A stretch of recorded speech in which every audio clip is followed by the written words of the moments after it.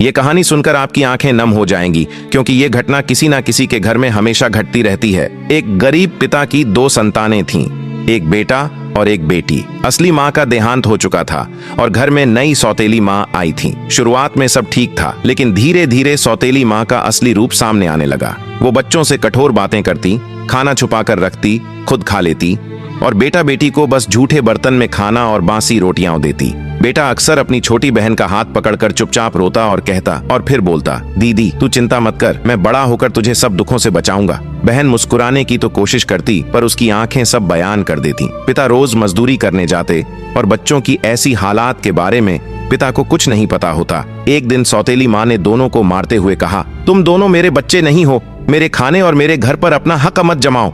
बच्ची जमीन पर गिर गई और बेटा माँ की तरफ देखते हुए चीख पड़ा और बोला, हमसे माँ का प्यार छीन लिया, अब हमारा हक भी छीन रही हो। हम अनाथ हैं पर पत्थर दिल नहीं। ये सुनकर पड़ोसी उसके घर दौड़ पड़े और बच्चों को संभाला। शाम को बाप घर लौटा तो बच्चों की ऐसी हालत देखकर रो पड़ा। बेटा पिता के गले लगकर रोते हुए बोला, पापा हमें माँ की जरूरत है, लेकिन ऐसी माँ की नहीं जो हमें अपने ही घर में पराया बना दे। पिता की आंखें छलक पड़ी। उस दिन बेटे ने तय किया, अब चाहे जितनी मेहनत करनी पड़े, मैं अपनी बहन की हर ख्वाहिश पूरी करूंगा। हमें माँ का प्यार भले न मिला हो, पर हम एक दूसरे का सहारा बनेंगे। और दोनों भाई बहन रोते रोते भी एक दूसरे का हाथ पकड़कर घर से दूर शहर चले गए और बहन शहर में काम करने लगी ताकि उसका छोटा भाई पढ़ाई कर सके। दिन ब दिन बीतते गए। वे दोनों कठिनाइयों का सामना करते हुए आगे बढ़ते रहे और एक दिन ऐसा आया जिसका उनको बेसब्री से इंतजार था। लेकिन उसे जानने से पहले, अगर आपकी माँ दुनिया की सबसे अच्छी माँ है तो वीडियो को लाइक करके चैनल जरूर सब्सक्राइब करें। बेटा जिले का सबसे बड़ा अफसर बन गया। अब उस माँ का क्या होगा